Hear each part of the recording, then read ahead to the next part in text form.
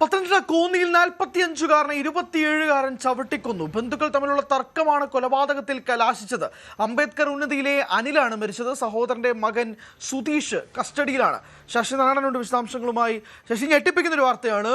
കുടുംബത്തിനുള്ളിൽ തന്നെയാണ് തർക്കം. വേറെന്തെങ്കിലും ഒരു പ്രശ്നമാണോ? അതായത് സ്വത്ത് തർക്കമോ അല്ലെങ്കിൽ വേറെന്തെങ്കിലും വിഷയമാണോ? ഇത് എത്ര മണിക്കാണ് സംഭവം? ഇയാളെ പോലീസ് കസ്റ്റഡിയിൽ എടുത്തിട്ടുണ്ട്.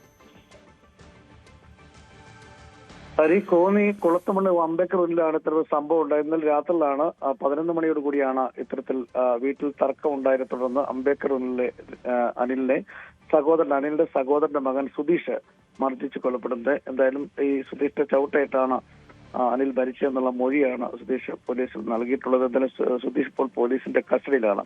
നിരന്തരം ഈ വീട്ടില് സഹോദരന്റെ വീടാണ്, ഈ മരിച്ച അനിലിന്റെ സഹോദരന്റെ വീടാണ്.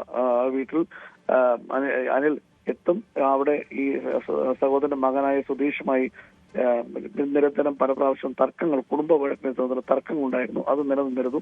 ആ ഒരു സംഭവം തന്നെയാണ് ഇന്നലെ ഉണ്ടായത്. ആ തർക്കത്തിനിടയിലാണ് മർദ്ദനം ഉണ്ടാവുകയും പിന്നീട് അനിൽ മരിക്കുകയും ചെയ്തു. എന്തായാലും മൃതദേഹം കോന്നി താലൂക്ക് ആശുപത്രിയിലുള്ളത്. പോസ്റ്റ്മോർട്ടം നടപടികൾക്ക് ശേഷമായിരിക്കും എന്തെങ്കിലും അതിന് അപ്പുറത്തേക്ക്, ഈ പറഞ്ഞ മൊഴിക്ക് അപ്പുറത്തേക്ക് എന്തെങ്കിലും സംഭവം ഉണ്ടായോ എന്നുള്ള കാര്യങ്ങൾ പോലീസിന് വ്യക്തമാവും. അത് അത്തരം കാര്യങ്ങളിലേക്കാണ് പോലീസ് നോക്കുന്നത്. എന്തായാലും അനിൽ സുധീഷ് ഇപ്പോൾ പോലീസിന്റെ കസ്റ്റഡിയിലാണ് ഉള്ളത്.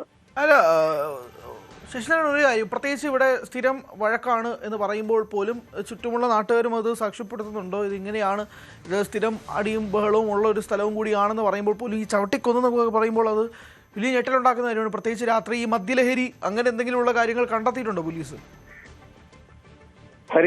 അത്തരത്തിൽ മദ്യലഹരിയാണെന്നുള്ള കാര്യത്തെ കുറിച്ച് വ്യക്തമല്ല. കാരണം പോലീസ് അത്തരമൊരു തർക്കം ഇവർ തമ്മിൽ ഉണ്ടായത്. കാരണം ഈ സഹോദരന്റെ വീട്ടിൽ, അതായത് അറസ്റ്റിലായ അനിലിന്റെ സഹോദരന്റെ വീട്ടിൽ എത്തുന്നത് ഈ സുധീഷിന് ഇഷ്ടമല്ലായിരുന്നു. പല ദിവസവും എത്തുമ്പോഴെല്ലാം അന്നെല്ലാം സമാനമായ രീതിയിൽ മാസങ്ങളായിട്ട് വർഷങ്ങളായി ഇത്തരത്തിൽ ഇവർ തമ്മിൽ തർക്കം ഉണ്ടായിരുന്നു.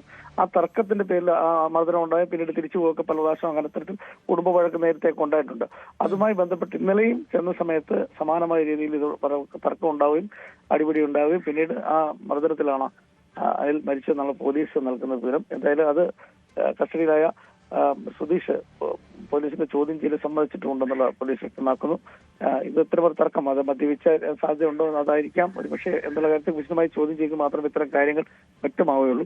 പോലീസ് നടപടികൾ ഇപ്പോൾ പൂർത്തിയായി കഴിഞ്ഞാൽ ഉടൻ തന്നെ മൃതദേഹം ബന്ധുക്കൾക്ക് വിട്ടുകൊടുക്കുന്നതിലും കോന്നി താലൂക്ക് ആശുപത്രിയിലാണ് അപ്പോൾ മൃതദേഹം ഇപ്പോൾ ഉള്ളത്. എന്തായാലും ഇത്തരം തർക്കമാണ് ഈ അംബേദ്കർ ഉന്നതിയിലെ തർക്കമാണ് ഈ മരണത്തിന് കാരണം എന്നുള്ളതാണ് പിടിയിലായ. ശരി, വ്യക്തമാണ്. അനിലാണ് കൊല്ലപ്പെട്ടത്. സുധീഷാണ് കസ്റ്റഡിയിലായിരിക്കുന്നത്. കസ്റ്റഡിയിൽ വെച്ച് തന്നെ സുധീഷ് കുറ്റം ചെയ്തതായി സമ്മതിച്ചിട്ടുണ്ടെന്നാണ് മനസ്സിലാവുന്നത്. പ്രാഥമികമായ ചോദ്യം ചെയ്യലിൽ അങ്ങനെയാണ് വിവരങ്ങൾ കിട്ടുന്നത്. പോലീസിന് മുന്നിൽ സുധീഷ് കുറ്റം സമ്മതിച്ചിട്ടുണ്ട് എന്നുള്ളതാണ് മനസ്സിലാവുന്നത്. വിശദമായ ചോദ്യം ചെയ്യലിൽ മറ്റ് കാര്യങ്ങൾ വ്യക്തമാകും. മദ്യലഹരിയിലാണോ ഈ ആക്രമണം നടന്നത് അല്ലെങ്കിൽ ഈ കൊലപാതകം നടത്തിയത് ഉൾപ്പെടെയുള്ള കാര്യങ്ങൾ തുടർന്ന് അങ്ങോട്ടുള്ള ചോദ്യം ചെയ്യലിൽ മനസ്സിലാകും എന്നാണ് പ്രതീക്ഷിക്കുന്നത്. പ്രാഥമിക വിവരങ്ങളാണ് ശശിനാരായണൻ പങ്കുവച്ചത്. കൂടുതൽ വാർത്തകൾക്ക് news 18 Keralam YouTube channel subscribe ചെയ്യുക.